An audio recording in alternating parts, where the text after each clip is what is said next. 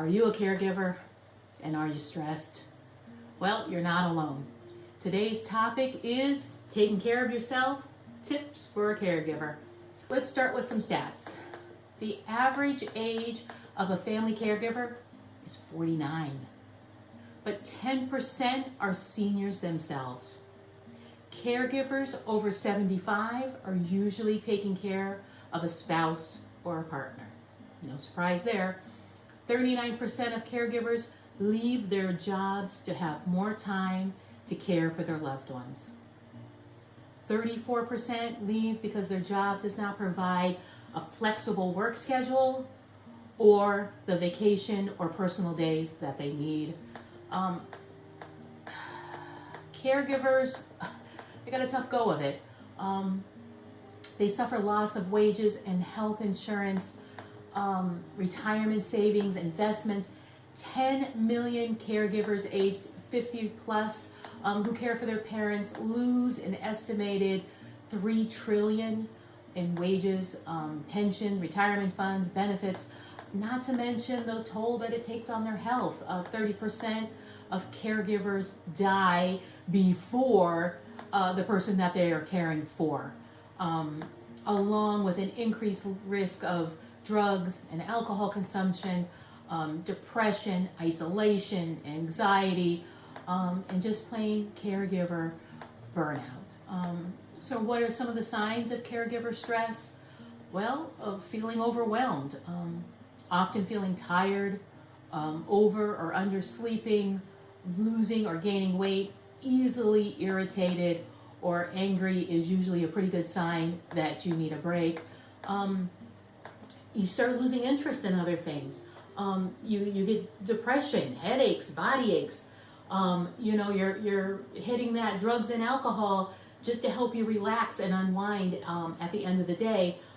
Reasons that may cause these stresses. Hey, females, we're it. Living with a person that you're caring for. If you're a reluctant caregiver, not everyone was given a choice on whether or not they wanted to care for that loved one. Sometimes it's the only child or the only child that steps up. And it's not necessarily that they wanted to, but nobody else volunteered. You spend a lot of hours caregiving. It's an exhausting process. It's filled with love and happiness, and you want to do everything for them, but you're just one person. Dealing with someone, a loved one that has Alzheimer's disease, that stress can reach epic levels. Financial difficulties, social isolation. Sometimes when you're caring for a spouse that has Alzheimer's disease, you tend not to invite people into your home because you don't want people to see how your spouse has declined. So you tend to not do parties, family get-togethers, because you just don't want to bring them out.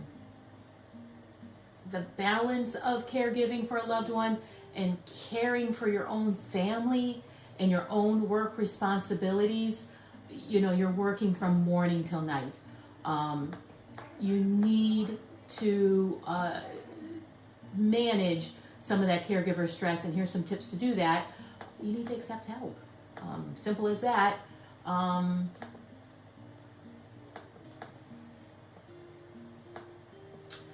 This is true especially for women.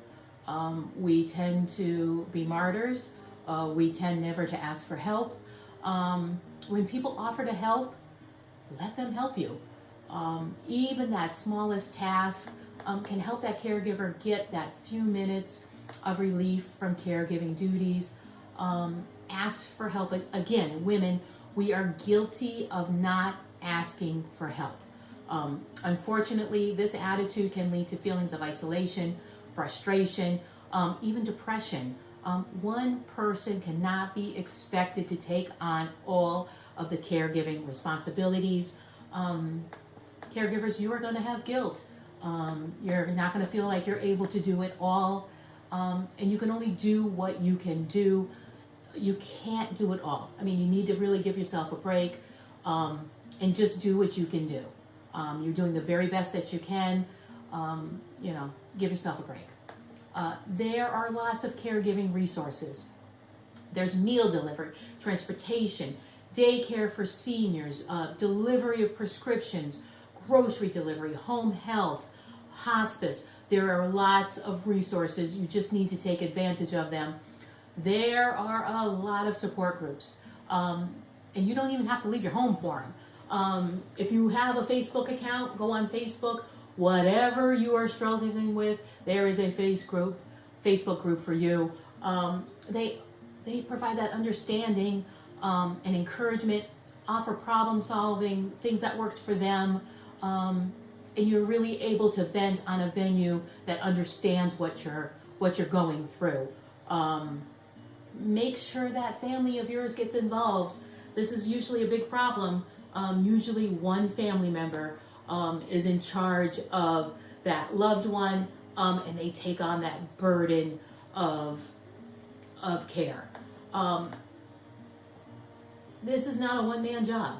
It's all hands on deck. This is an emotional journey, and families should get the support that's needed. Caregivers need to make time for themselves.